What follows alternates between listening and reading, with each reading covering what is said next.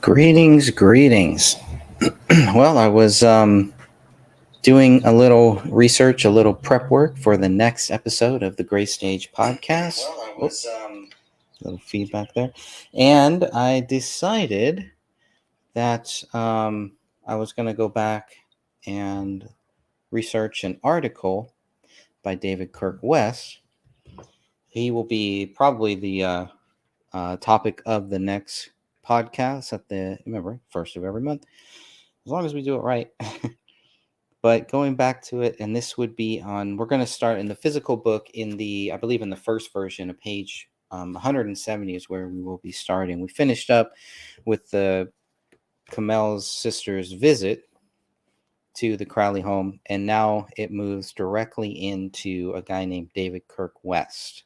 If you haven't heard of David Kirk West, and I wanted to go back and kind of do some research on this guy, of what I could find. I couldn't find that much even years back, but we found enough. There was enough that I felt that he has some relevance to it.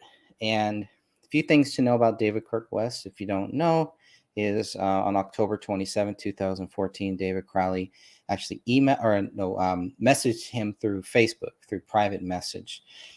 And I believe David Kirk West also was on location for some of the B-roll footage, or the extra footage that David Crowley was filming in 2013 for Gray State, before he before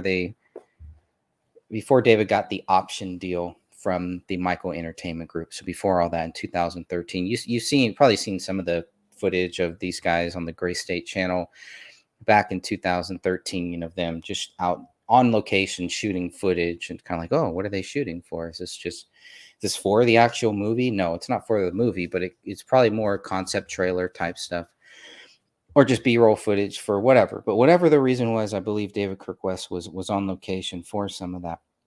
The article that I started to look for, and I'm pretty sure I have it in a PDF somewhere in my files, but I figured I'll just look it up online. David Kirk West's article is called "Why I Don't Think Gray State Director David Crowley Was Assassinated." That's the article. This came out very soon after David's death, so that's good to note. And I don't have the exact date of the article, but that's what I was looking around for. So that will probably, I don't know if we can stretch out 30-40 minutes maybe for the next podcast episode. On June 1st is when it will be out.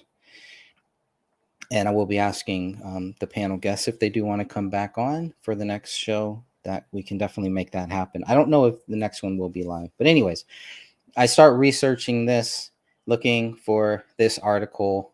And of course, all these other articles pop up. So I'm going to get back to the David Kirk West thing probably later this week. I'll continue the research on that. But for now, what I wanted to do is start here. So what I started doing is I started looking for different things and came across this. There was an article that mentioned this guy here, which is David's mom's brother, if I remember correctly. So David's uncle here, who had passed away. I wanted to see what I could find out about this.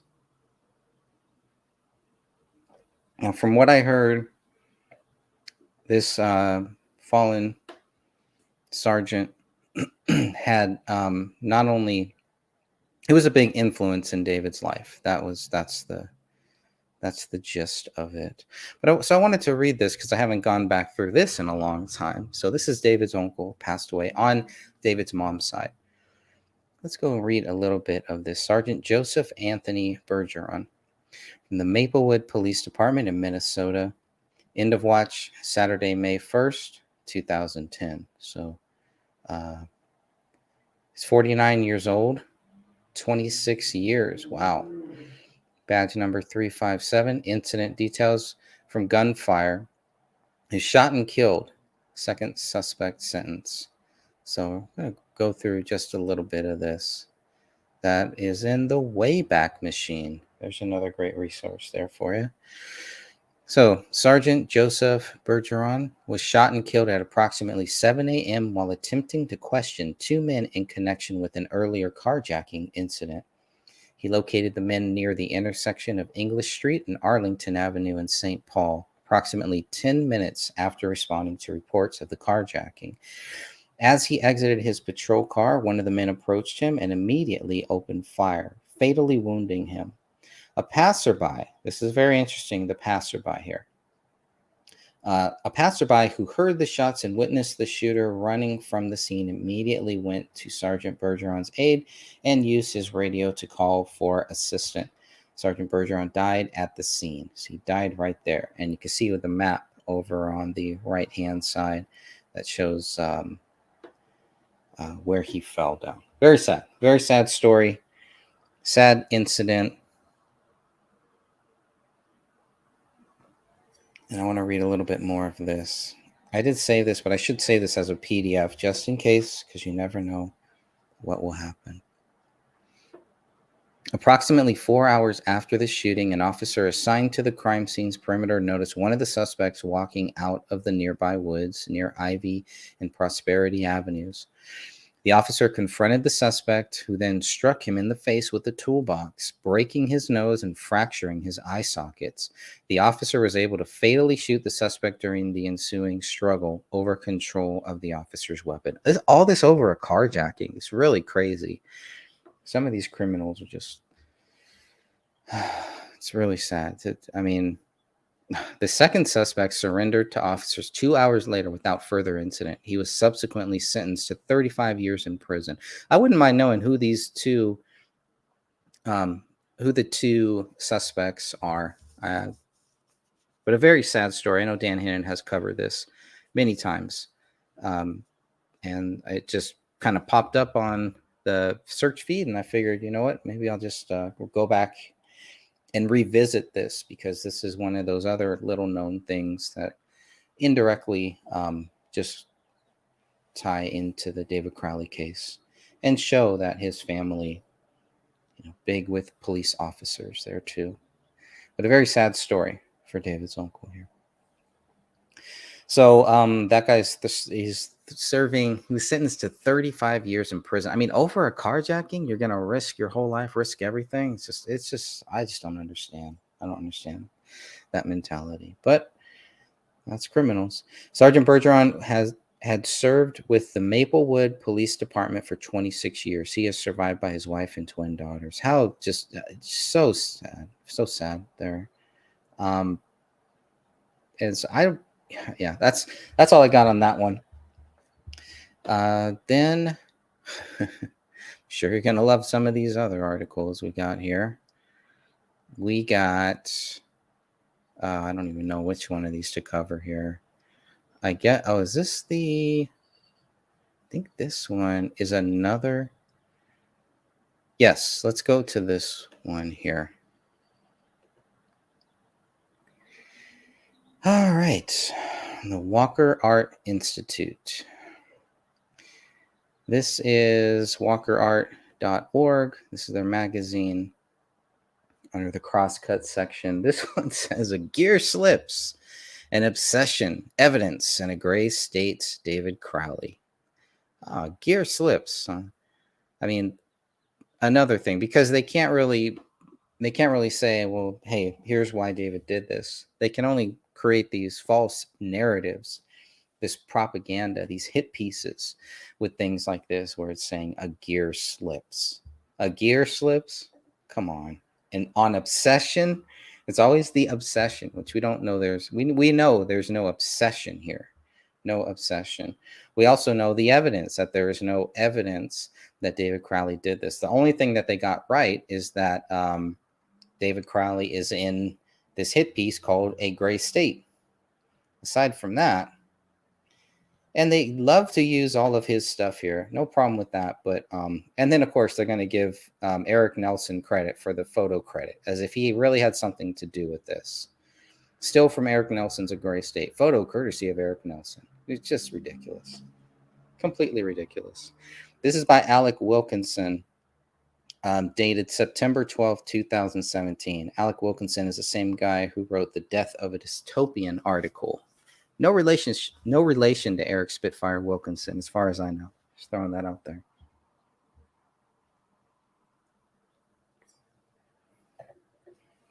So, I'll read a little bit of this. Now, this is, I already said the date. All right, let's read through a little bit of this hit piece. So, 2 hit pieces by Alec Wilkinson. Now, I didn't include this one in the book that I wrote, and maybe I should have, and maybe I will for the expanded version, the updated version, since we're still finding more typos and more things that I got wrong. Dates and numbers are very important. If I get those wrong, that really, really hurts. And I did last week. That got brought up. So I got to be more careful about getting those dates and the times correct. But all that stuff I can go back and fix. Another reason why I'm glad I haven't done the worldwide distribution for the Gray Stage book yet. That will be coming. So he says, Eric Nelson is drawn to obsessive. So here we have, just in the first sentence, who the obsessive is. Is the obsession with Eric Nelson? This is the obsession with David Crowley?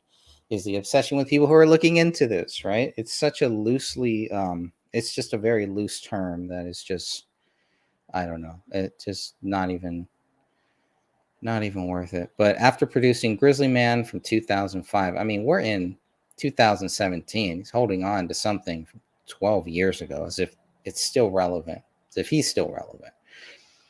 And that was a documentary on Timothy Treadwell's Mania, another Mania. See, it's all, I mean, these guys are good at diagnosing people. Alec Wilkinson is pretty much diagnosing, maybe that's not the right word, but I mean, he's claiming Eric Nelson, who made A Gray State, the hit piece on David Crowley, he's claiming even Eric Nelson is drawn to obsessives. He's drawn to it. He's obsessing on obsessives. It's kind of the way that I read it. So after all that, after 2005, apparently, 10 years later, Eric Nelson finds his next subject in David Crowley. So it took him about 10 years to find another obsessive story to focus on, to talk about, if I'm reading this correctly. So then it gets into the videotaping. Crowley amassed a staggering amount of data, both while working on an ambitious feature film, Gray State, a never completed dystopian tale about an America under martial law, and through journals that track the man's gradual escape into paranoia and away from reality. Oh, I mean, who reads this garbage? Me, I guess. I'm reading it right now. 5 years later, whatever. But still, I mean, come on. Okay, where am I at here? So I lost my place. So you got the feature film, and like Treadwell, Crowley's life ended prematurely in 2015. The Iraq veteran and aspiring director killed himself after murdering his wife and daughter in Apple Valley. Right there, just boom, he did it. Good to go. Put it all right there in the first paragraph, and hope people are just so thrown off by this article that they don't even bother to read the rest of it. And I wouldn't blame them if they didn't read the rest of it. Could stop right there. Because the article, like so many other different articles that were written around this time, written between 2015 and 2017, even as late as 2018, that's when the propaganda kind of really started dying off. But during those times, there's just so much garbage, so many hit pieces being put out that were focused on David Crowley being guilty without it providing you with any substantial evidence. It's always these code words. It's always these weird things that they would use here. It's never anything factually based. At least that's the way that I see it. And here we go again. But this one, I mean, I don't remember reading this article. It's a very, very short by Alec Wilkinson, but says Nelson, who discusses a gray state, his film on Crowley at the Walker. Oh, okay, yeah, at the Walker Center on September 21, calls the film a self-generated documentary. The filmmaker's job comes largely in sorting through and assembling material created by its subject. Such material offered a window into Crowley's mind for writer Alec Wilkinson, whose April 2017 New Yorker essay, Death of a Dystopian, dug deep into the case of Crowley. Here, Wilkinson picks up where the New Yorker piece left off. Oh, so this is the part 2 to the New Yorker article. Pondering the contours of Crowley's obsessed mind, where despite so much evidence related to it, he finds few answers. Yes, so this is kind of, I felt like this was actually better. This short little article I felt was a lot better than Death of a Dystopian. So I don't know who wrote this first 2 paragraphs, but it really gets into to what I'm assuming as we start here. This is where it becomes about Alec Wilkinson. Alec Wilkinson is writing this. It's not really clear. And does it really matter? He says, I find it difficult to talk about David Crowley because I don't know what to think about him. This was my experience dealing with Alec Wilkinson too, as he was just very, very confused about the whole thing. Very confused about just everything and all of the facts that were going on. And he had a lot of questions, a lot of good questions. I think he didn't like the answers that he got because he was looking for answers that would prove David Crowley guilty, and he couldn't find them. Couldn't find them because they do not exist. But that's what he was looking for. Instead of looking for the multiple reasons why David Crowley did not do this, because that's easy to find. That's just so easy to find. It's just common sense. But these people are going out of their way to try to find the evidence, anything, circumstantial, anything like that. Out of desperation, they're trying to find any circumstantial evidence that may just plant those little seeds to trick people into thinking that David Crowley is guilty. And they may not even know that they're doing this purposely, but that's what it's really doing. Because or else you would say, we don't know. We don't know if David Crowley did this. We don't have the answer. But they always want to say, we don't have the answers, but he did it. I don't understand how you can have it both ways. So here's what he says about David Crowley. I'm assuming this is Alec Wilkinson talking at this point here, writing at this point. Clearly, he was a tormented and unfortunate soul. And I don't want to condemn him, although there is no doubt of his guilt. I mean, well, then why wouldn't you condemn him? You would want to condemn him if he's guilty. If he killed innocent people, including his wife and an innocent child, why wouldn't you want to condemn him? We should be the first ones to. But it's all of this doublespeak, and you see this with so many people who just want to believe in the Tooth Fairy. They just want to believe in the Tooth Fairy. That's what this is.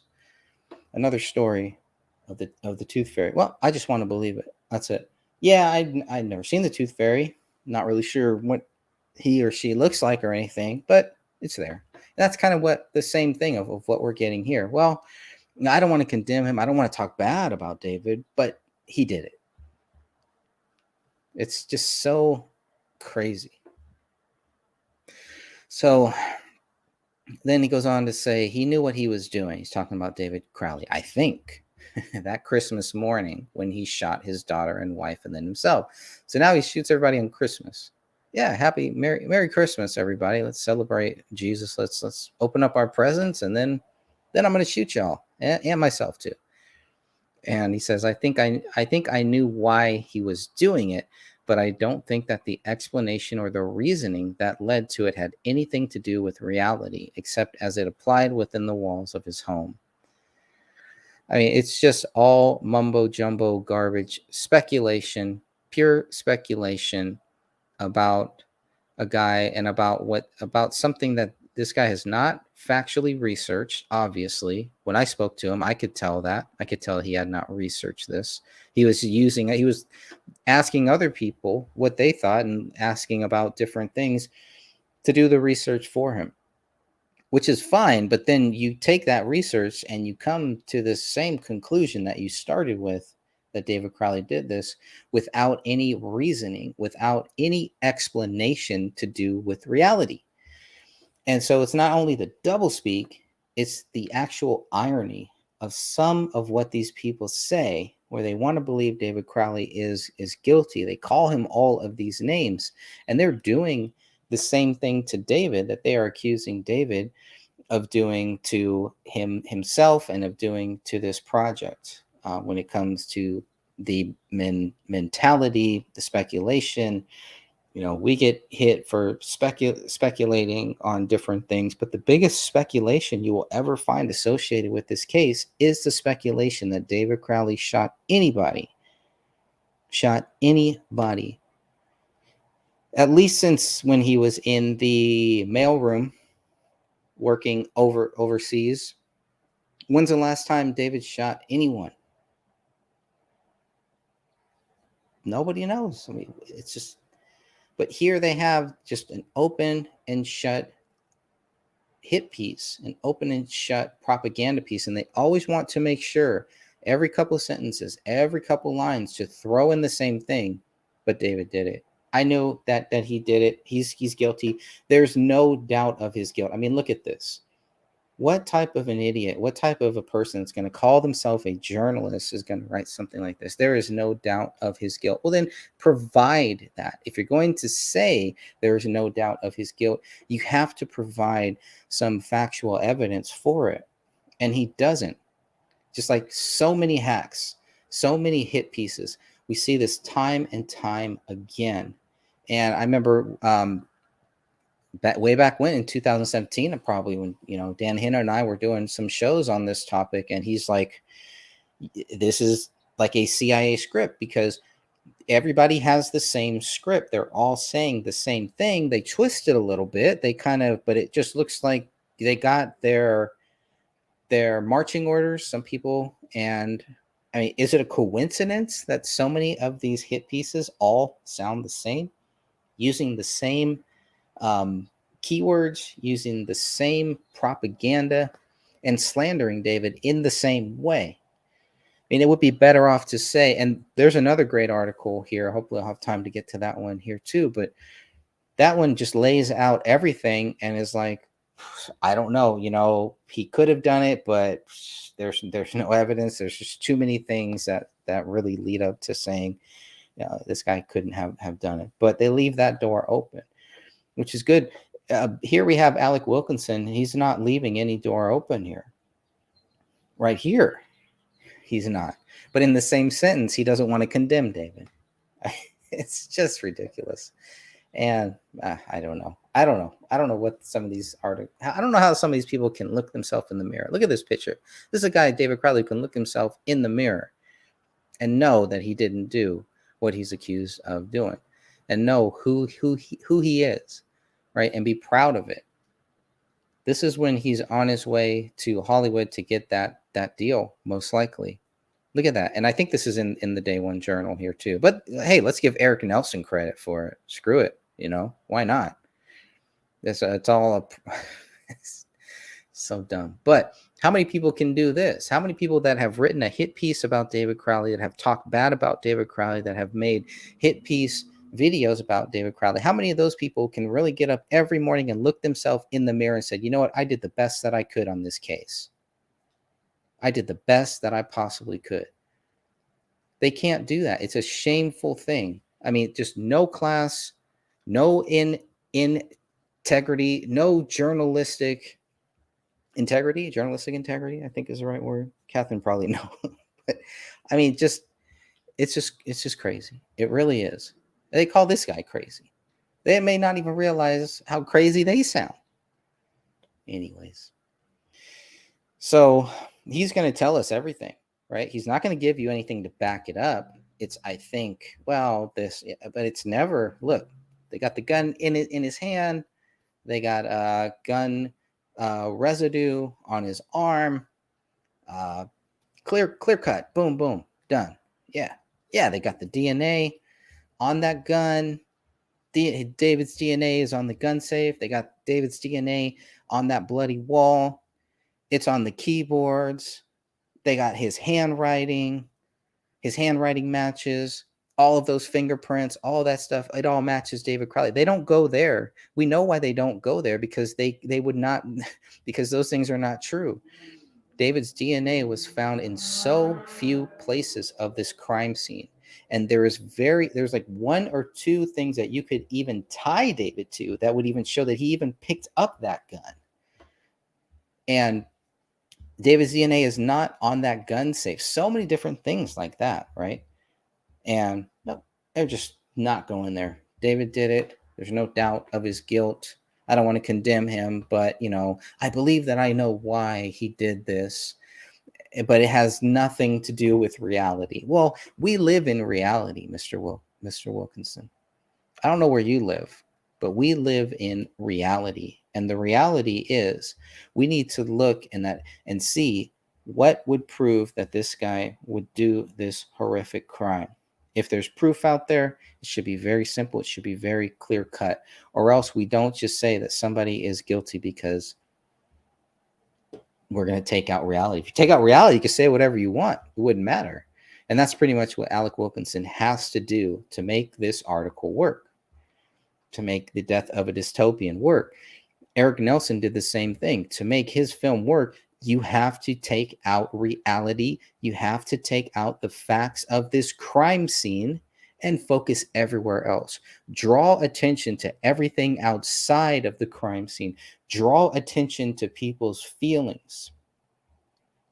Draw attention not to what happened there, but draw more attention to things that other people can relate to that may lead them to think David Crowley is crazy.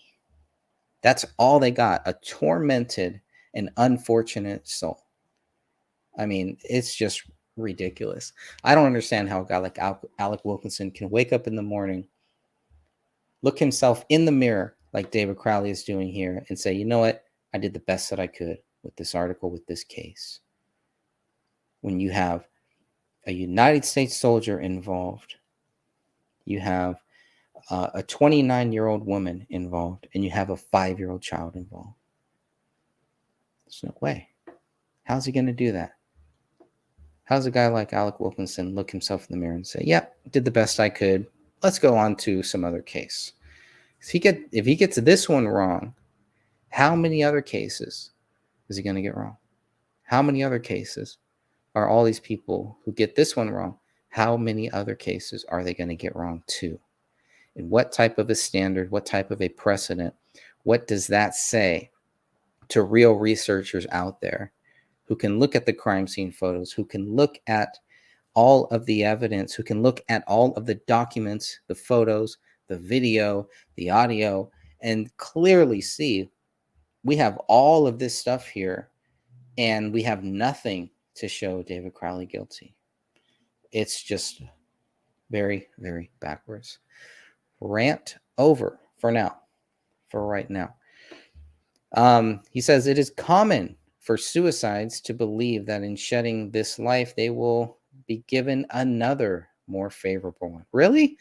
Not if you're a Christian, not if you're a Muslim, not if you're Jewish, and not if you're, probably so many other things. One of the unforgivable things you could do is to kill yourself.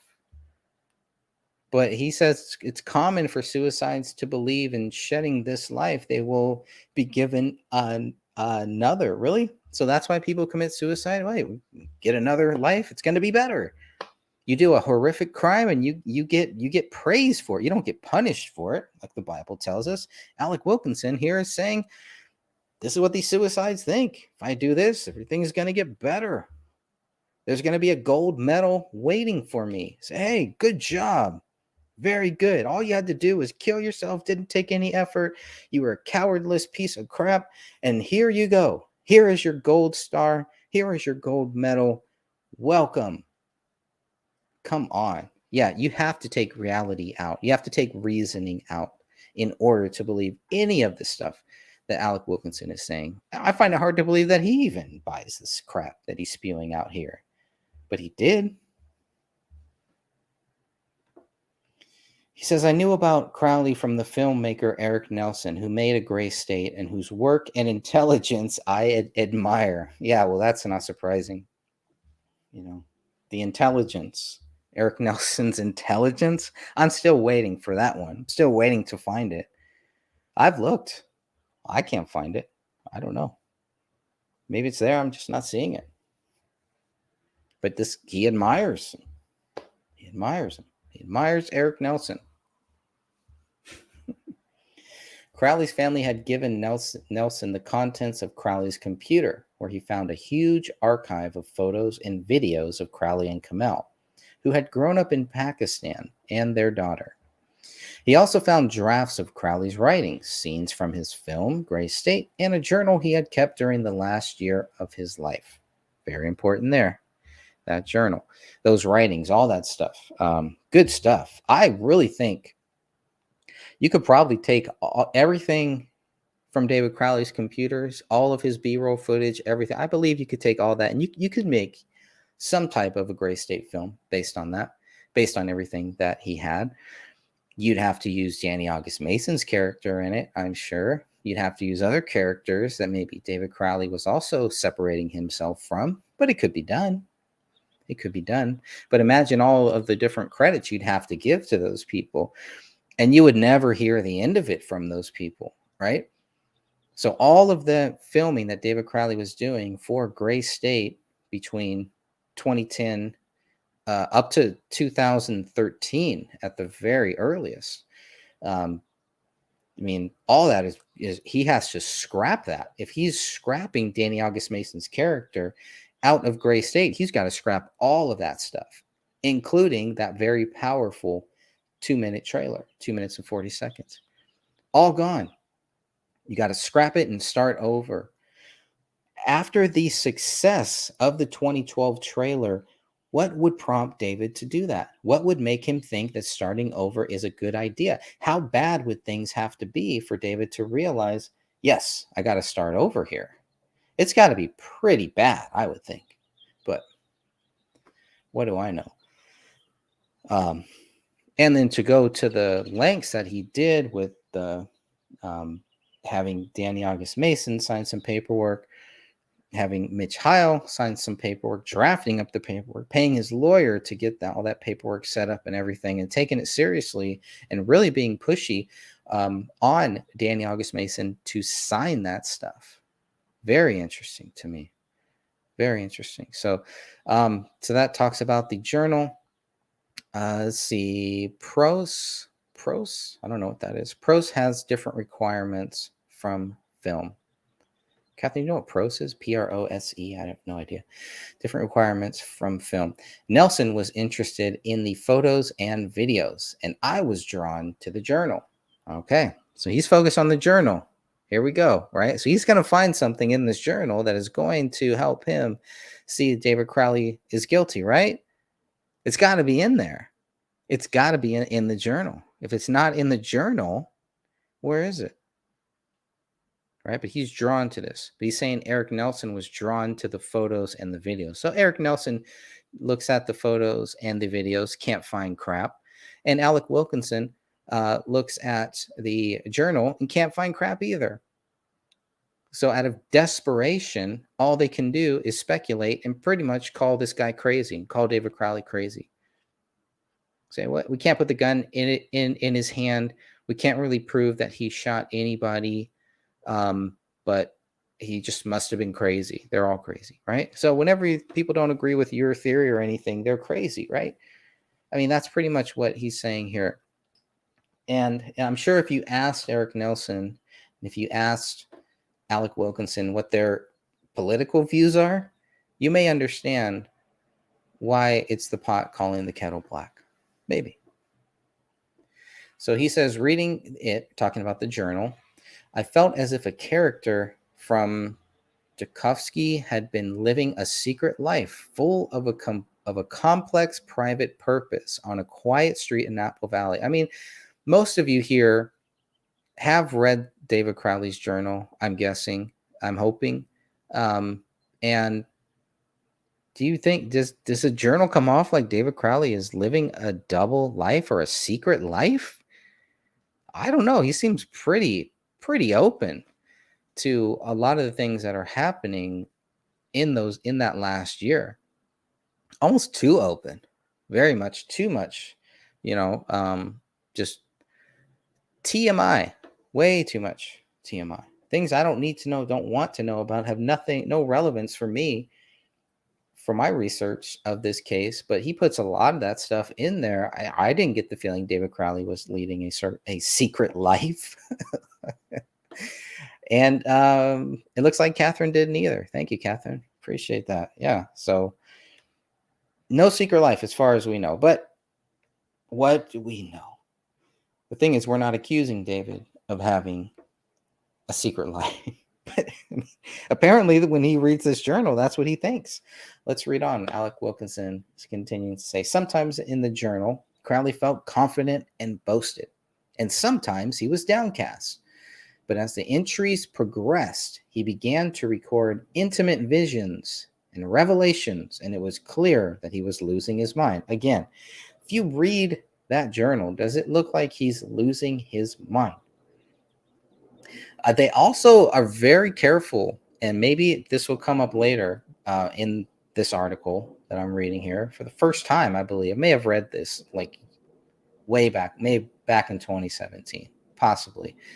But it's probably just a bunch of garbage. It's garbage then, and it's even worse now. It does not age well, this article. And you will find that with a lot of these hit pieces, these old news articles, they do not age well. And there is a reason for that. No doubt. And I'm just going to take a 1 minute, 1 minute hold off here. I will be right back. Apologize for that. 1 second. Not done yet. Let me continue on.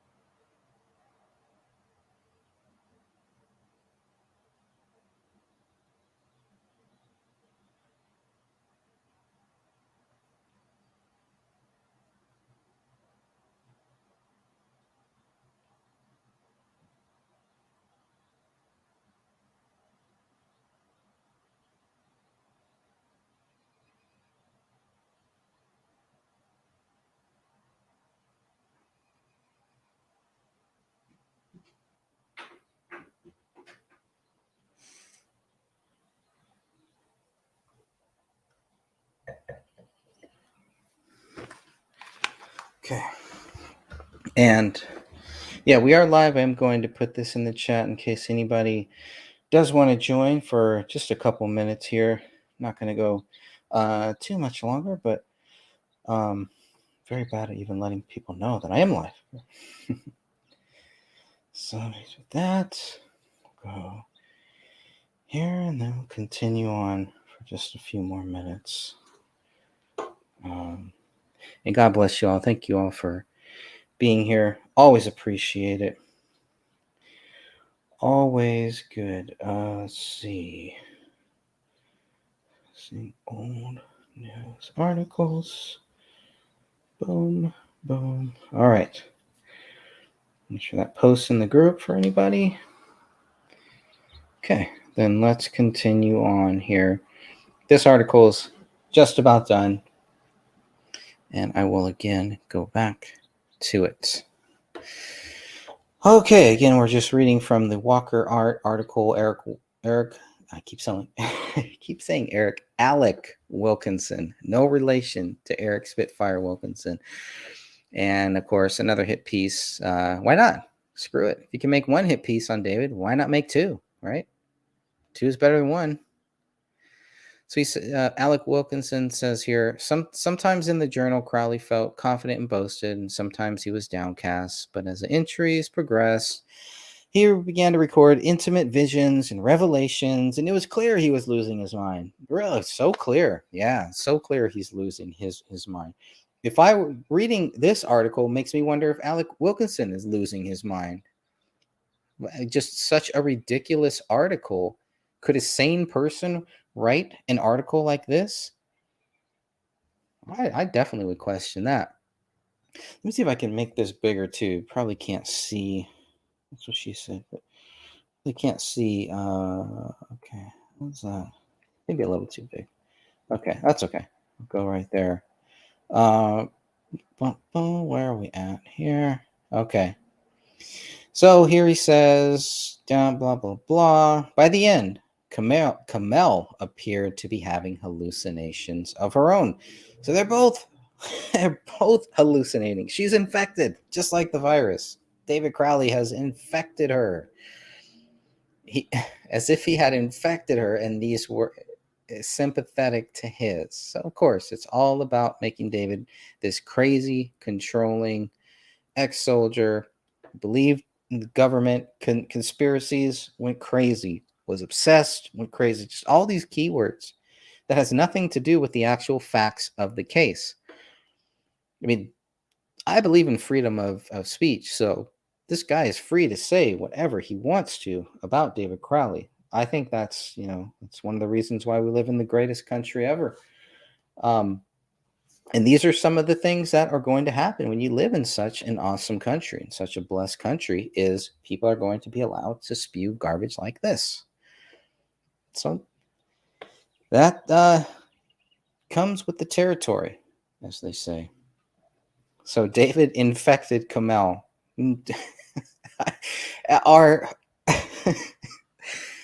Our Catherine, let me ask you this. Can hallucinations be contagious? Let me ask everybody. Has anybody ever heard of hallucinations being contagious? Can they spread from one person to the other? Do we need a vaccine for hallucinations? How crazy is this? As if he infected her. As if, right? Clueless. As if. Well, that may explain Mr. Wilson. Yes, they're all infected. I'm going to hallucinate, just to infect some people. We'll see how that goes. But don't get the vaccine. Don't worry. It's okay. Over the last few months of their lives, the Crowleys withdrew from their friends and family, sometimes imagining slights as a pretext. Okay, this is important because there is some of this in the journal, but it's very, very twisted. You notice he doesn't give you any of the quotes there. And of course, if he did, it would probably be taken out of context anyway. So why even include that? And you're just making a hit piece here on David Crowley. You're continuing on with your hit piece here. But he said he withdrew from their friends and families. Which again, I just do not think is accurate. I don't believe he's withdrawing from his friends and his families. I think they're having some real issues with quote unquote friends and some major issues with his family. Nothing that can't be healed in time. But in the journal, it makes it very clear that David does not want to heal some of those hurts, some of those wounds that are caused by his friends.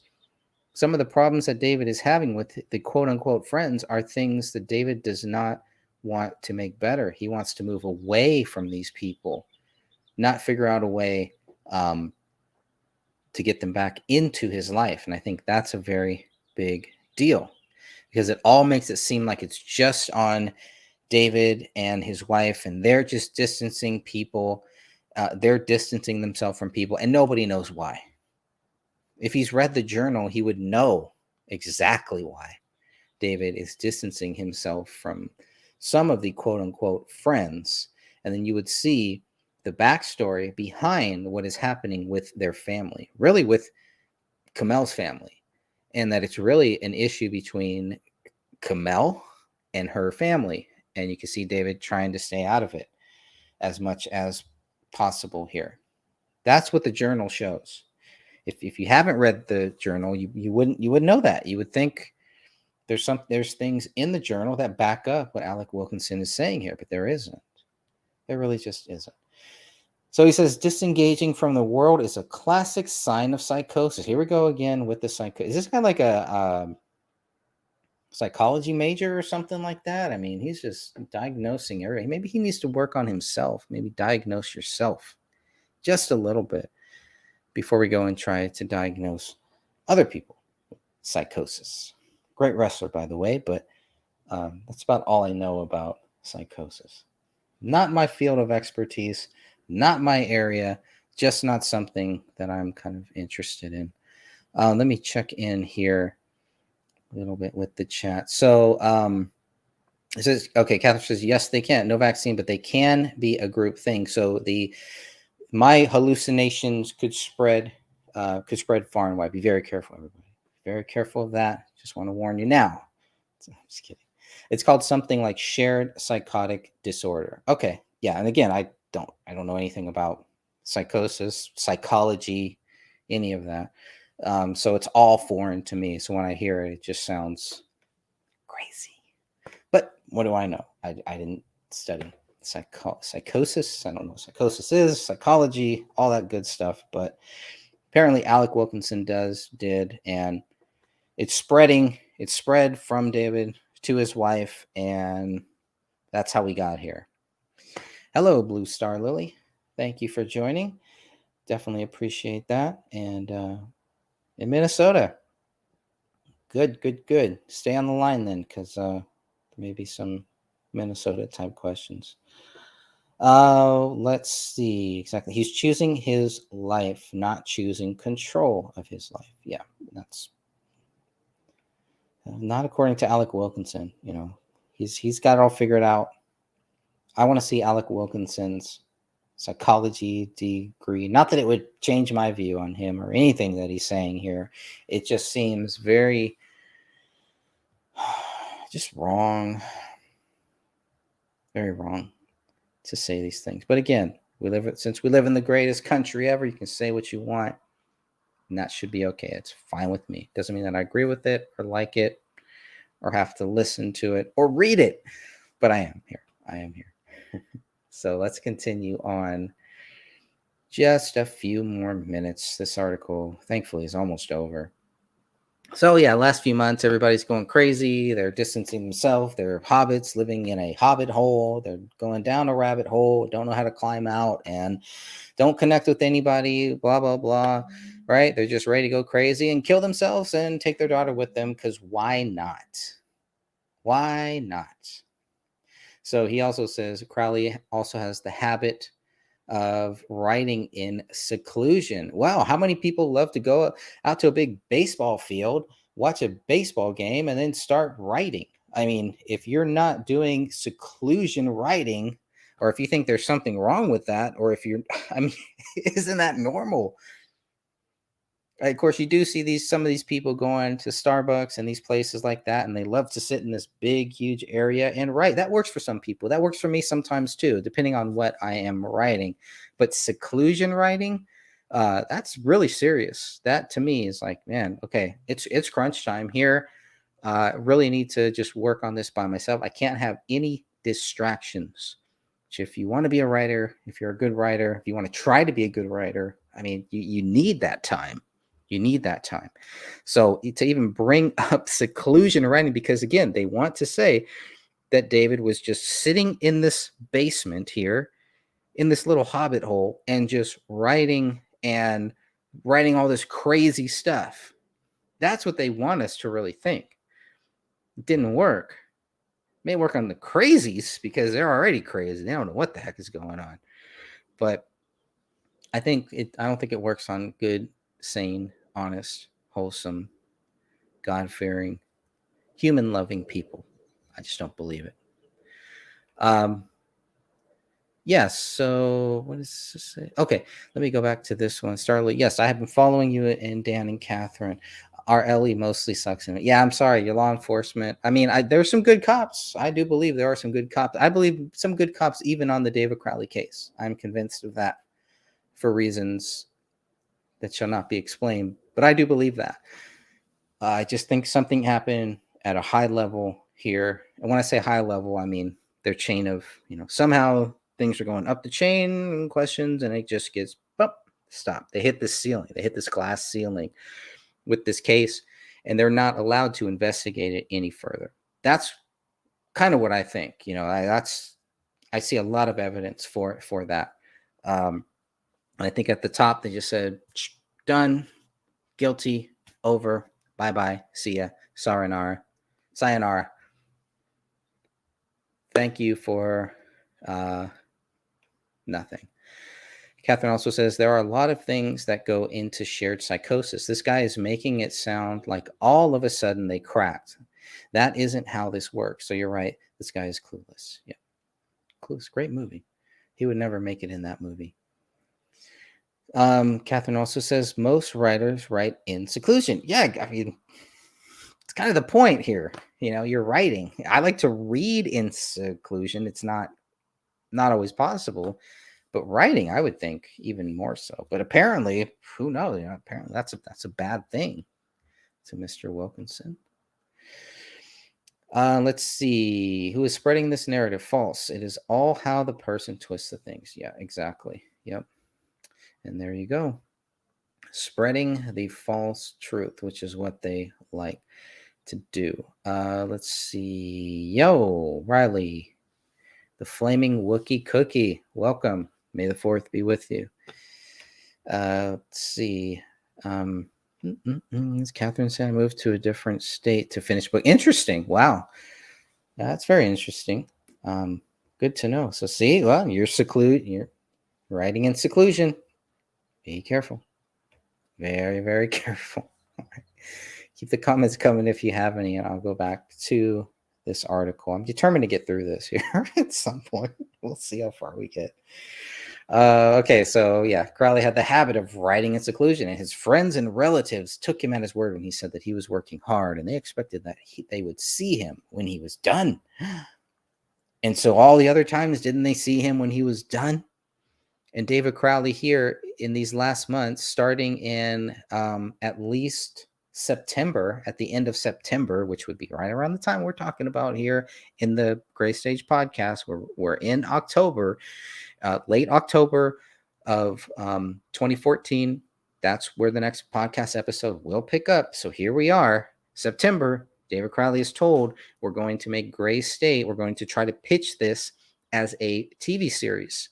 So obviously, everything has to be reworked here. He's got to be writing in seclusion to make this thing happen. And he has a motive to make this thing happen. He has the actual motivation to keep going, to do the best that he possibly can. And if this is something that David consistently did as a pattern, then why do they keep bringing it up, acting like this is something that led to his death?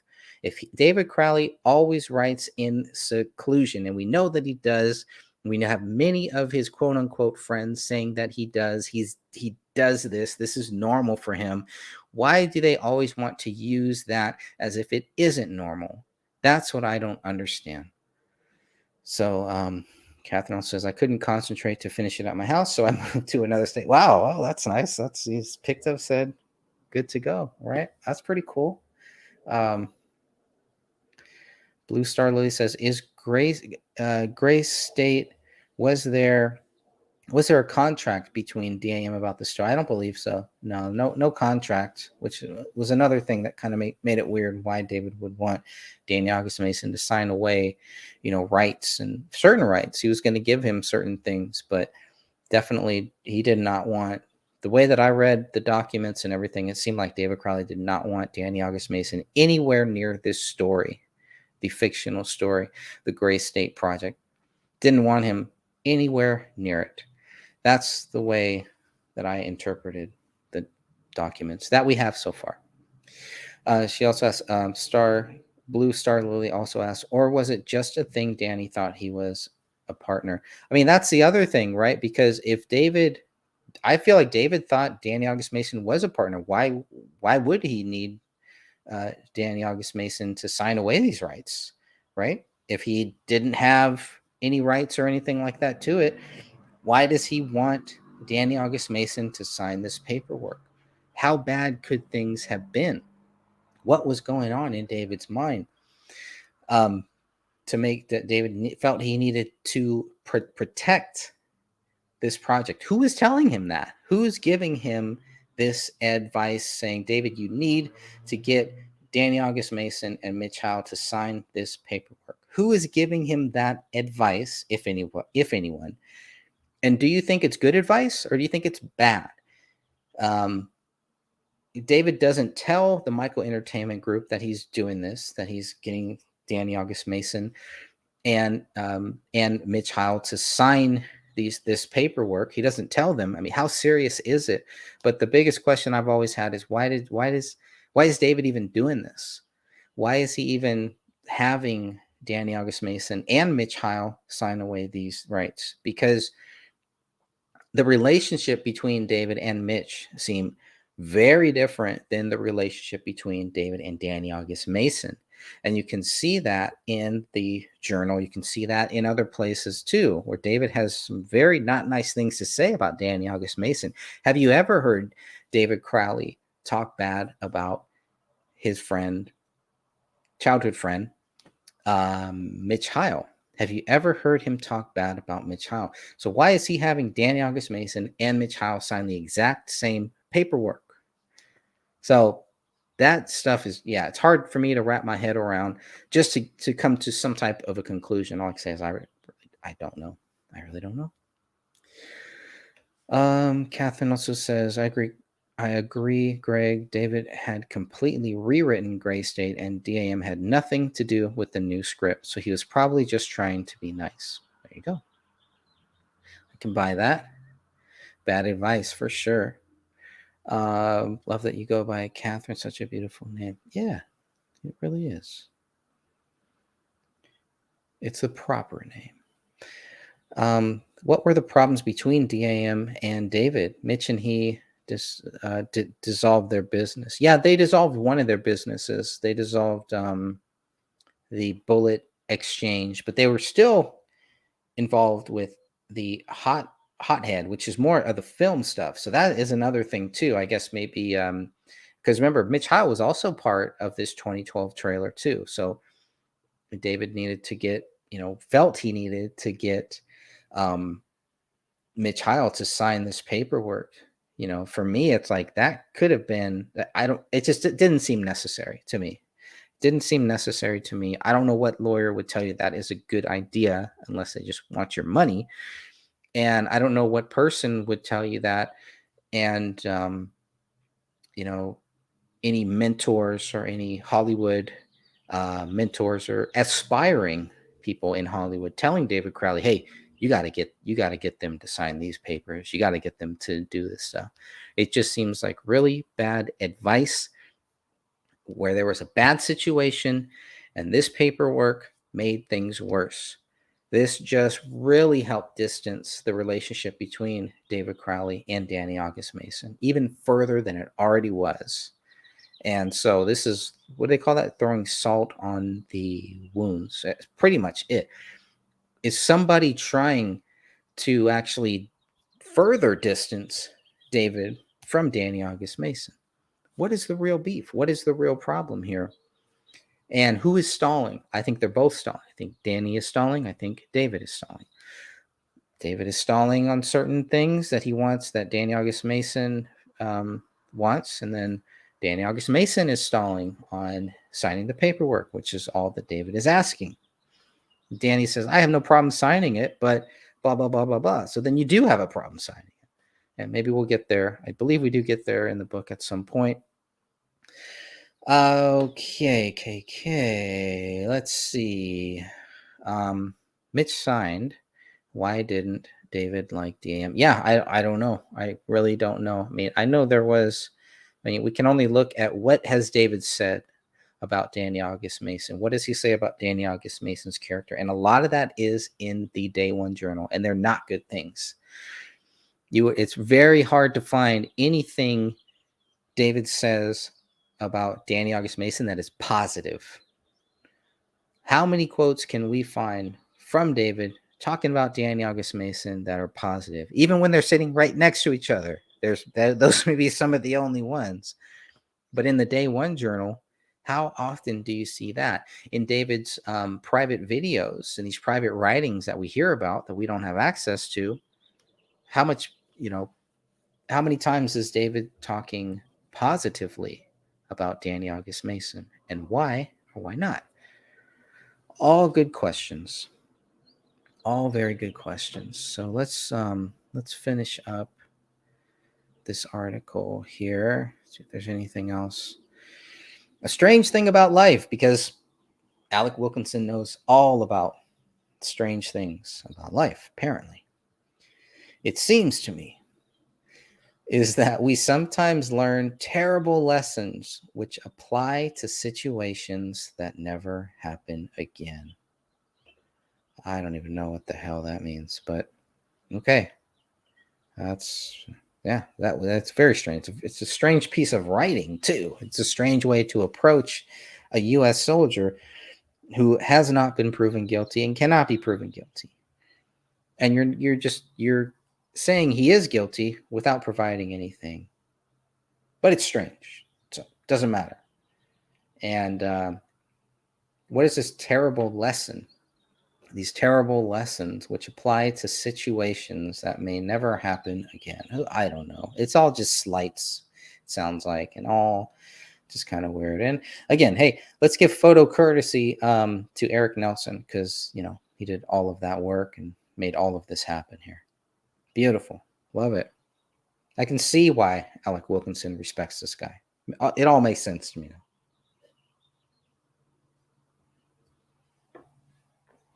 All coming back to me. Okay. Delusions typically have some basis in reality. Really? Never heard that. Never heard that a delusion would have basis in reality. Partial would be what makes it a delusion? I don't know. These delusions, here we go. Again, we're back to that. For the most unfortunate among us, a gear slips. Our gears can slip too. This dude may have a few gears slipping as he's writing this garbage. That's what I would think. But this is just for the most unfortunate among us. A gear slips. What does that even mean? I didn't know we were freaking robots here. Loco automotives. Maybe a little loco in there, but yeah, as far as I know, we're people. We don't have gears. But what do I know? Who knows? There's robots out there that you can buy. Maybe they have gears in them. Keep them away from me. He says, and the thoughts merely distracting at first eventually won't leave us. I mean, this is like these pompous people who just are going to tell you what your life is, what you're doing. And he doesn't want to condemn David, but here he is again condemning David without condemning David, without actually saying this is what David was going through. He is saying this is what David was going through. It works on children, does not work on grown adults who are wise, who understand basic fundamentals of life. Even if you haven't taken psychology, I think you may understand that. Crowley and his wife colluded in some obscure fashion. We're back to the pack theory here. Once again, let's go right back to it because, hey, it didn't work the first time. People didn't take it seriously. But maybe if we keep saying there was this pack theory, maybe some crazy people will believe it. And maybe they will. Maybe they will. And maybe if we keep saying David didn't do it, maybe they'll believe that. I don't know. But we are back to the pack theory. Crowley and his wife colluded in some obscure fashion. They had always been deeply engaged with each other and had a physically affectionate life. Dominating.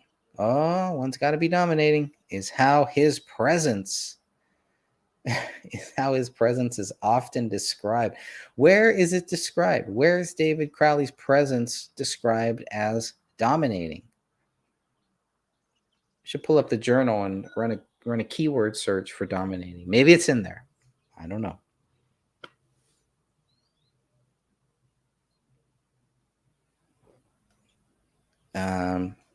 She may have, when he says she's talking about Kamel, she may have had physically and profoundly to accept his way of seeing the world in order to survive in the house. So now we're back to domestic abuse. Throw it all in there. It's not enough the guy's crazy. The wife was part of a pact, but she was being forced into it. It's just speculation on top of speculation. And the truth comes along and just blows it in the wind like dust. The foundation, the truth is a foundation, and the truth is a rock. You cannot just walk up to the truth and just blow it away. But speculation, lies, deceit, things that are untrue, yes, you can. Blow it away. Blow it away because there's no roots to it. And it comes back, right? You blow the dust and it just comes right back in your face. You blow that away, you wipe your eyes, and you keep going on. But the rock stays there. The fundamental thing about this case will always stay there. And it is always the same thing. That's why certain people do not want you focusing on those simple facts, because they understand if you do, nobody can move that rock. You just cannot move it. And there's a big reason why, because it is a rock. Okay. Lastly, so, I mean, he's just diagnosing her all over the place. But I mean, this is definitely him trying to hint at domestic abuse, saying in order for her to survive in this house, she had to do what he wants. She had to think like him. She had to be like him, as if she didn't have her own choices. If this was not a strong, independent woman, whatever, which is what we hear. That's what we hear from the friends. She was very strong. She's independent, blah, blah, blah. We know that. David talks about that in his journal. We see that in some of the few videos that we've seen of her talking and everything, going over the script, stuff like that. I don't know. She saw a few other people, and by the end, no one else at all. How do they know that? Except for her husband. This is simply not true.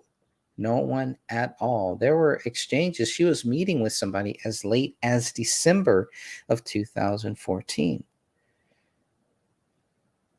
That's in the documents that we have. And I think it was in the police reports. I don't know if it came exactly in the 94 pages, but it's part of a lot of the police records that were given over to us. You can see those dates there, as late as December. So I don't know what he's talking about.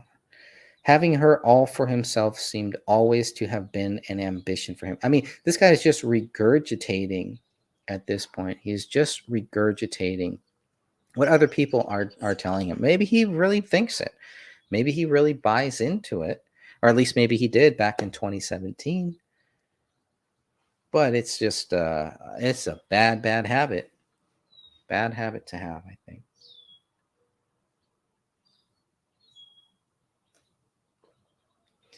In their solitude, they appeared from Crowley's diary. Now it's a diary. And from videos and recording, Nelson found that he found them. Yeah, he found them. He was given them. In their solitude, they appeared from Crowley's diary and from videos and recordings, Nelson found to have supported each other's thinking. Oh, so now they're supporting each other's thinking. I mean, it's just so much doublespeak. It's just back and forth, back and forth. It's just all jellyfish stuff, right? It's just all jellyfish.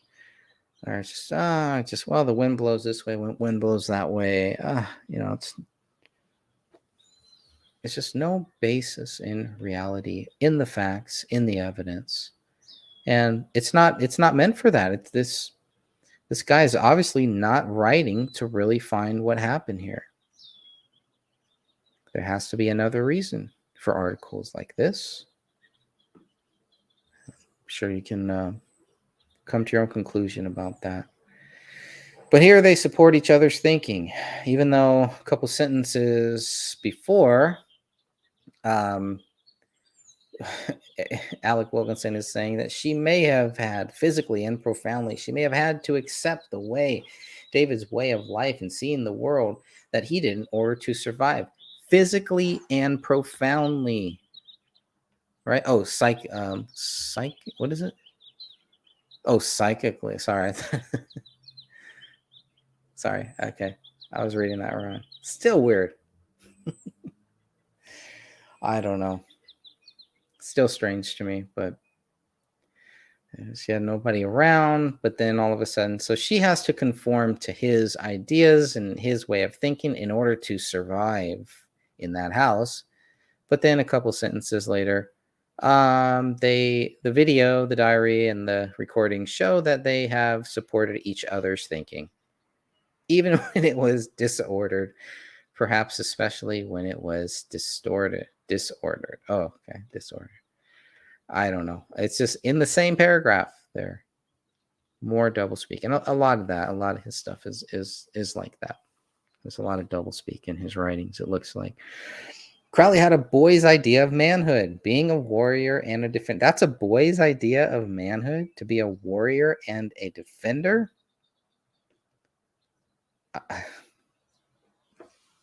I don't see how. I don't understand that. How is that a boy's idea of manhood?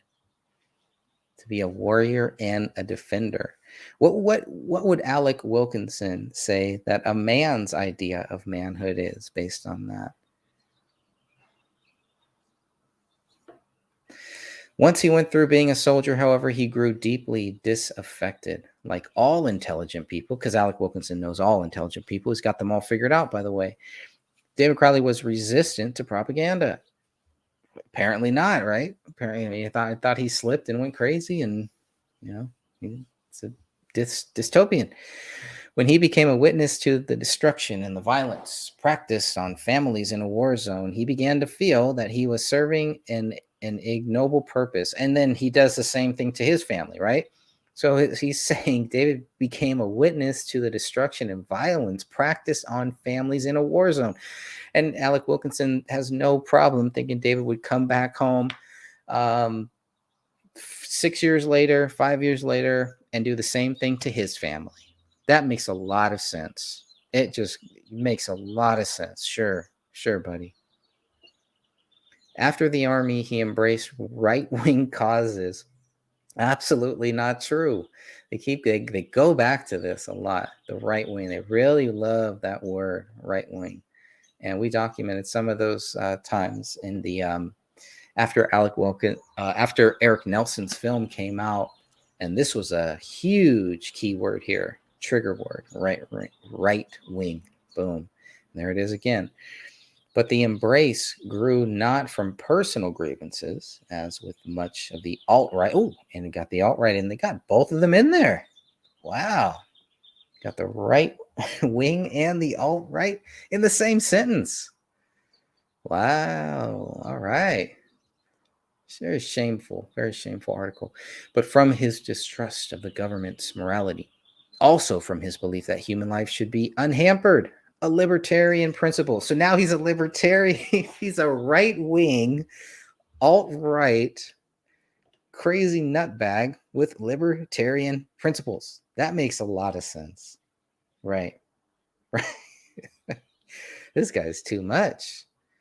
I wonder if there's any co-writers here. How many writers are actually writing this? And that's what kind of how I felt about Eric Nelson's film, which just felt like, who's making this movie? Because it's almost like a few separate films in the same movie. Just, I don't know. But that's pretty interesting.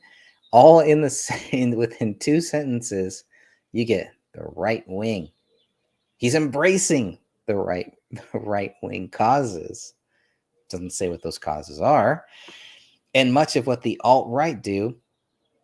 but from his distrust of the government's morality, but his belief that the human life should be unhampered. A libertarian. So this is all over the place. Everything but the Democrats, right? No Democrat principles or anything like that. Which anti-war would have been a big one, especially back then. Especially back then, right before Obama got in. All Democrats seemed to be. I was one of them. It was just very anti-war. Obama gets in, the wars continue. Nobody didn't hear a lot of that. Those same Democrats talking about anti-war. Then I guess the right wing became the anti-war. The alt-right became the anti-war. Liberty. I don't know. It's all ridiculous nonsense. These are words that, for most of us, don't really mean that much. I mean, that's a whole nother issue. Among all the footage that Eric Nelson collected, I'm not aware of Crowley's expressing any belligerent right-wing attitudes or resentment of anyone other than government officials. Belligerent, not just right-wing attitudes, but belligerent right-wing attitudes. Even though he says that, it's just so much doublespeak. He says David Crowley embraced these causes, but he couldn't find any evidence of Crowley's expressing any belligerent right-wing attitudes or resentment of anyone other than government officials. Couldn't find evidence of that. And he makes sure to note that evidence that he couldn't find. He does not note that he could not find any evidence that David Crowley pulled the gun and killed his family and himself.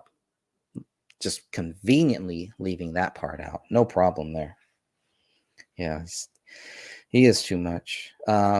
He believed that the government lied to accomplish its purposes. Oh, no, because they never lie. They're just upfront, all good, no problem. They don't even, they don't kill their presidents like John F. Kennedy or anything. Never happened.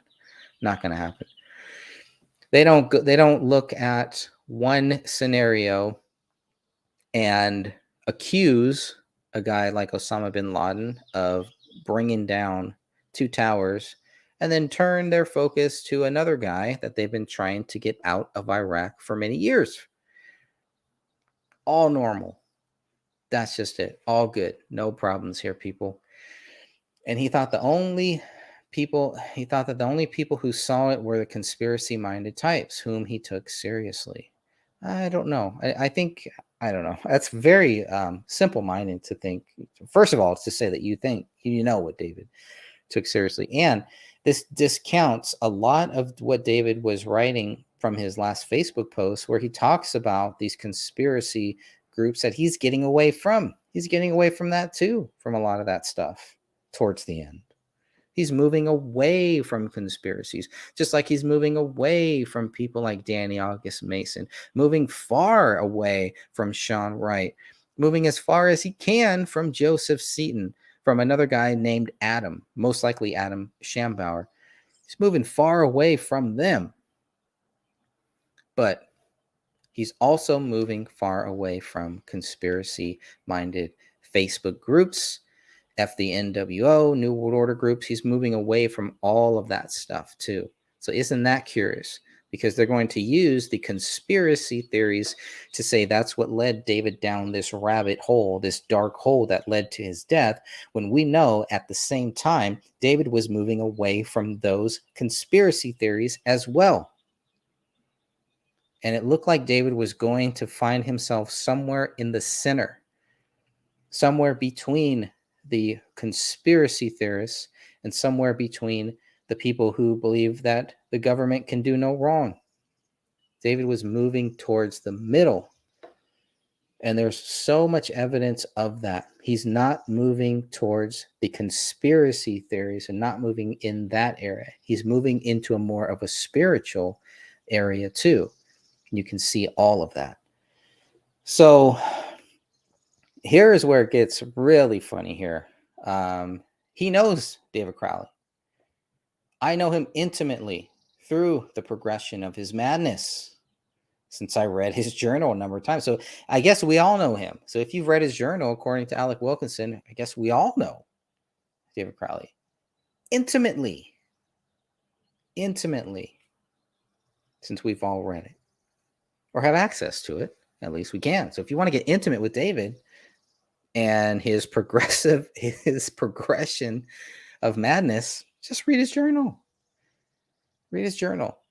Read his journal and tell me if you come to the same conclusion Alec Wilkinson has here. Because he knows him. Because he's read it a number of times. Well, I've seen Batman probably about 47 times, but I don't know. I still don't know Batman. Okay, fictional person, not Batman. Okay, I've read books on a lot of people. Okay, and I would never say that I intimately know them.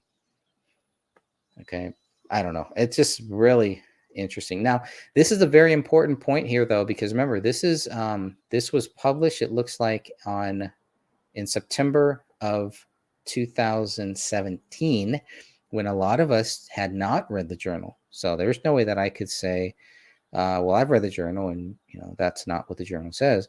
But he's also saying he had read the journal in 2017. Isn't that interesting? Several times, a number of times. Now, he says, I didn't know him beforehand, really, but I have met a number of people who did. Oh, I wonder who those are. And they are all of certain well-meaning, sensitive, and sympathetic characters. So I find it hard to believe that they made an exception to tolerate someone who wasn't. Oh, of course. Yeah. Well, there you go. So much speculation, but that is really, really funny to me. He didn't know him beforehand, but he knows people who knew him. So by proxy, he knew them, and he knows that those people were very well-meaning people, very sensitive and sympathetic. And there is no way, he finds it very hard to believe that there would be any exception to tolerate someone who wasn't. Got him figured out. Intimate. David and Alec Wilkinson are intimate. That's all I can say on that. They admire David Crowley for his talents as a writer and filmmaker. He was a charismatic man, and he worked hard, and he inspired people. But then he's just going to go and kill everybody, and he's crazy, and that's it. All good. Right wing, alt-right, libertarian, conspiracy theorist. But he's charismatic, and he worked hard, and he inspired people. And they loved him. And they wanted to leech off of him. All good. Nothing wrong there. Nothing to see here, folks. Close the curtains. Shut this one down. All of them were dismayed when he ended their friendships with him. Oh, yeah, David, all these what do you call them? Well-meaning, well-meaning, sensitive, and sympathetic. That's who all these people are. But David's the bad guy. He ended his relationship with them because obviously David's going crazy. He doesn't have time for well-meaning, sensitive, awesome people. None of them imagine the unspeakable end that arrived. Yet all these same people where it says none of them imagine the unspeakable end, those are probably a lot of the same people who didn't even wait for the bodies to be buried 6 feet or to be burned, cremated, before they had already started believing David Crowley was guilty. Very good friends. Even though this was something that they could not ever imagine happening. It was unspeakable, unthinkable, but at the same time, before the body is even in the dirt, they are still accusing David Crowley of committing this heinous crime. They have not seen the evidence. The case is not closed. The investigation is completely ongoing. We're talking about within days, within weeks at the max. That's the people Alec Wilkinson is talking about here. It's unspeakable. Nobody saw this coming, but we're going to believe that he did it. The case is still open. They haven't solved it. They haven't proven David did this, but it's so unspeakable. It's so much that we cannot believe this so much that he must have done it. You see what I'm getting at here? Crazy. So Alec Wilkinson asks, so what do I think of him? I still don't know. I thought you were intimate with him. The intimacy didn't last that long, apparently. I see him as someone who needed help desperately, whose capacities for thinking and invention had turned inward. I mean, lots of speculation. Okay, it says he was frightened, strong young man, but he's frightened, because every strong young man is frightened. I don't know. Severely determined and unwilling to accept help. What type of help did David Crowley need? Only I think a violent intervention, taking him from his house, a place of treatment, might have saved his life. Oh, okay, well, yeah, being violent, because that would have saved him. You're right. A violent intervention may have saved David's life. This guy is just too much, man. He is really too much. He was anyway much more afflicted than anyone guessed. Bull crap. Again, bull crap. Based on what? Not based on the journal, based on what people are telling him, what they're force feeding down his throat. I don't get it. Maybe you get it. I don't. It is just too much, way too much. Last paragraph here. Nelson is a better filmmaker to turn Crowley into a caricature or a symbol of a bias. In A Gray State, Crowley is inscrutable and complicated. And I think an effect of watching the movie is to wonder at the complexity of human possibility, to wonder and feel humbled by how much life is beyond our power to explain. 1 second here.